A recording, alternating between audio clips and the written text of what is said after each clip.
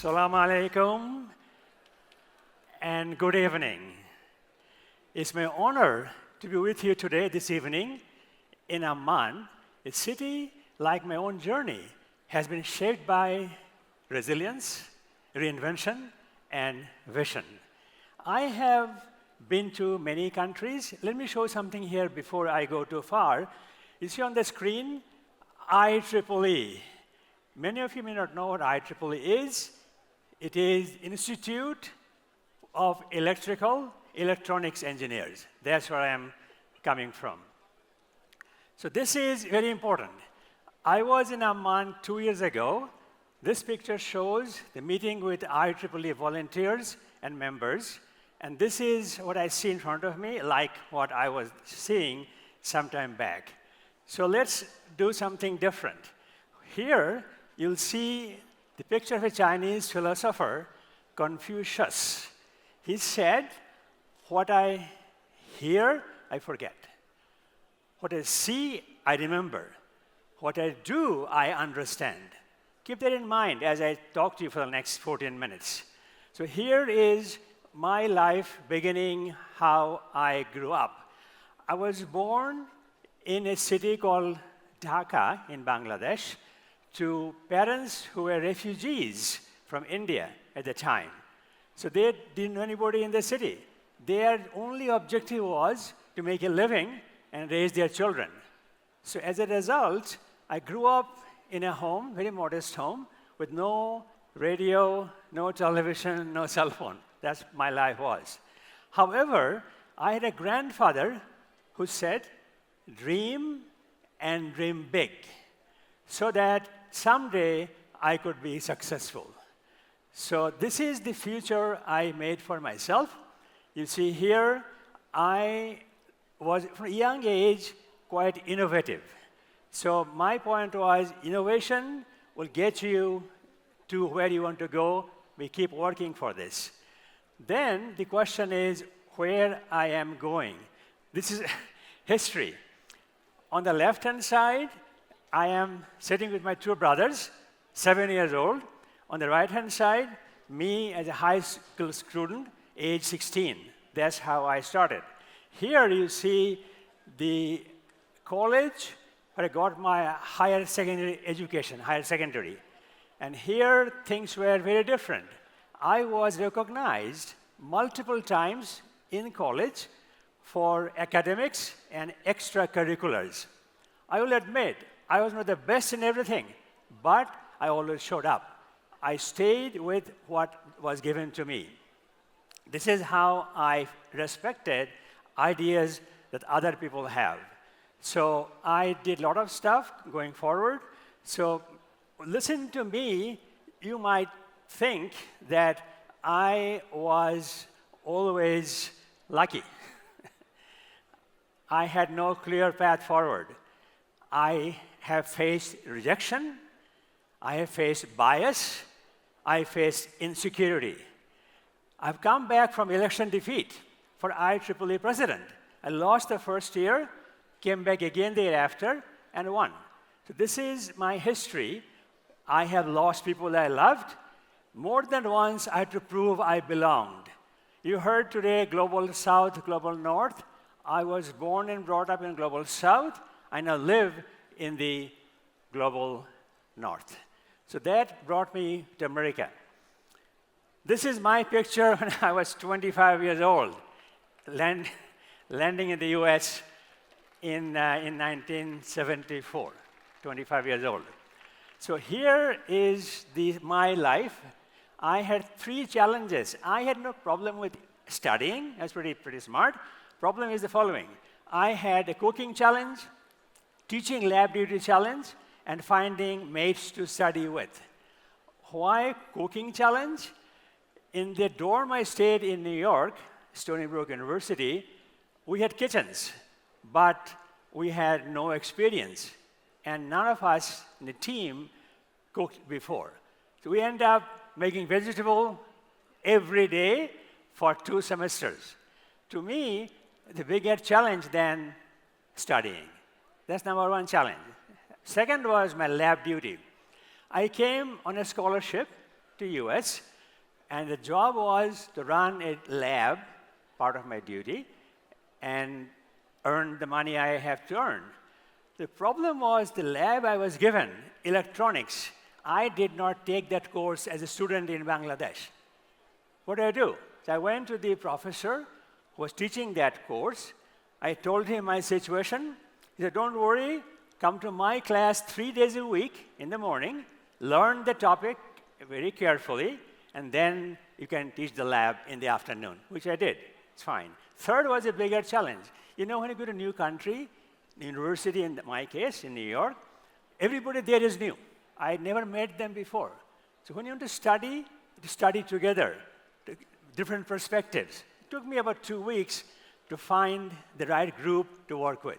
The example of my discipline, my curiosity, and my courage helped me to be successful in a totally new environment. It's very different for everybody. So now the question is your life. Your life has many things. Your life has uniqueness, it is important, and they are powerful. Keep that in mind. Unique, important, and powerful. Therefore, when you speak anywhere, speak with 3 things: compassion, confidence, and purpose, so that you are valued as a functioning citizen in the community. Now, the very different life. 1971, Bangladesh Liberation War erupted, 1971. And everything changed for me and my family. I had a younger brother, his picture here. He was only 18 at the time. And he was a quiet leader for the resistance in the city. So he was brave. Because of that, many boys followed him to do something useful. What they did, at night, they will paint slogans on the wall about the independence movement. They will circulate leaflets to keep the people informed what is going on. As a result, he was visible to the soldiers who were running the city. They thought if they could remove him, then people working with him would be leaderless, and things will stop. But it was not to be. They were wrong. His death made these young boys more courageous, more powerful, and more constant in their approach to this movement. As a result, when he was gone, he was their leader in their mind. That was very interesting. So this is what I face today. I face this myself. I carry his loss even today. The period I went through taught me a lesson no textbook could ever do. That was my focus. The life can be cruelly unpredictable, but we must rise in the face of grief. And I carry this memory forward, not as a burden, but as a responsibility, because I have to make my life count because his life was cut short. This is how it happened. Now, I have been around, as you can tell, in many places. I've lived in the US, Bangladesh, Japan, Indonesia, and Ethiopia as a teacher, engineer, and a consultant. On the right side is my family and us going to Japan many years ago. So point is, this is where things start. Then, going back to my education, I enrolled at the Bangladesh University of Technology and Engineering, commonly known as BUET, to study electrical engineering. This is an interesting experience for me. I was there to study engineering, but my life was formative. Why? I led the university quiz team on national championship, and we became champion. As a result, I got well known. Next month, the election for student government, I won the election. So TV presence makes you more visible. Things have changed since then. Now, I have spent 5 years at BUET to get my degree. Then the question is, this is the team that I led to go for the national championship. Then the question is, what do I do now? BSc Electrical Engineering. I realized if I stop here, I cannot achieve my bigger goal. The goal was to become international energy expert, globally visible, globally known. So then I thought about my grandfather. He told me when I was young that be patient, study hard, education will open many doors for you. So I applied and got admission at the New York University in 1974, and there I came to study, and objective was to get a degree in electrical engineering, which I got in 1975. Then, what next? Well, as you can tell, BSc, MSc, PhD. This is my degree ceremony at the Stony Brook University. So then what happened, once I got to MSc, I wanted a PhD now. My work was in nuclear engineering at Virginia Tech, where I got my PhD degree from in 1978. In the meantime, I'm traveling. I'm going to other places where I have been requested to give lectures. This picture here on the screen is a talk in Malaysia. Another example is very important. I was asked to give a public lecture at the University of Macau, where I went, and that lecture was globally broadcast. So this is what I did. Now, my transition from a student, PhD, IEEE, and what I did in IEEE. You can see on the left-hand side, me as the president of IEEE Power Energy Society. Many of you are members of PES, and that was 2018, 2019. On the right is me as the IEEE president, global president. In 2023, I was the global CEO and president. So now, question is, fine, what do you do with your degree? I have come across many well-known people historically or face-to-face. Here you see on the left is Thomas Edison. On the right is Nikola Tesla.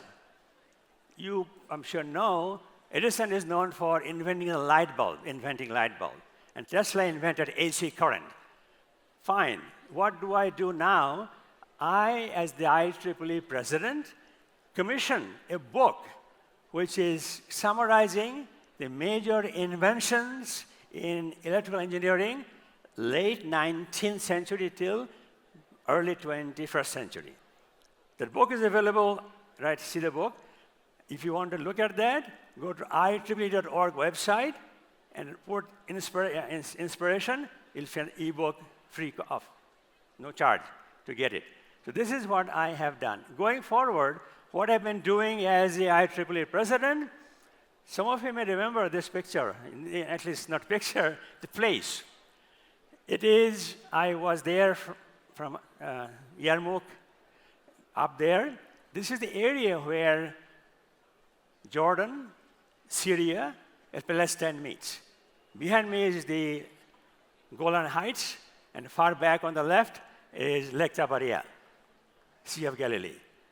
That's what I did. On the right-hand side, me, after giving a lecture in Indian Institute of Science in Bangalore, I came down and they asked me a lot of questions. My point is, I have to be visible and approachable.